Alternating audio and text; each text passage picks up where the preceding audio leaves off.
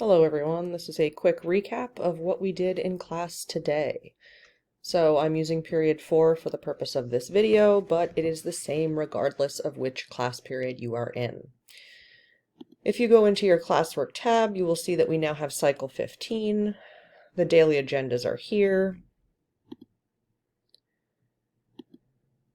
Agenda is in a slightly different format, so when you open it up you will see a choice of all 5 days, and you can simply click on whichever one it is that whichever one it is that you want to go to, so in this case Thursday,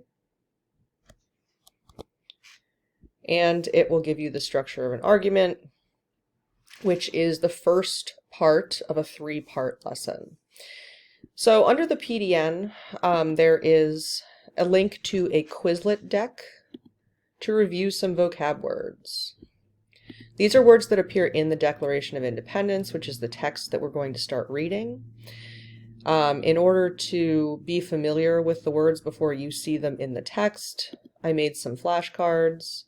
If you click on the flashcards, you are able to see the word and Spanish translation, and then flip it over and you can see the definition and how it might be used in a sentence. There is also a Spanish translation for both of those.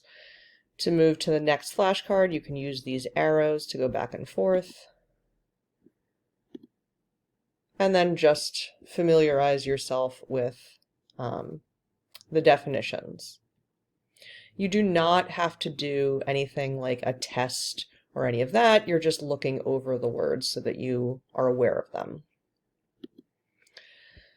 In class, we did a live version of that for bonus points. Obviously, if you are making this up, you will not have to worry about number 3 there. And finally, number 4, I've taken the beginning of the Declaration of Independence, which is basically the introduction section, and made it into an Edpuzzle for you. So if you go back to your classwork tab, you will see there's an assignment called Declaration of Independence Part 1. When you click on that, it will take you to the Edpuzzle.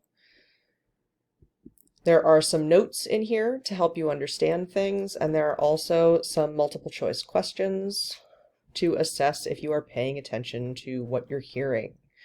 So please make sure you take your time with that.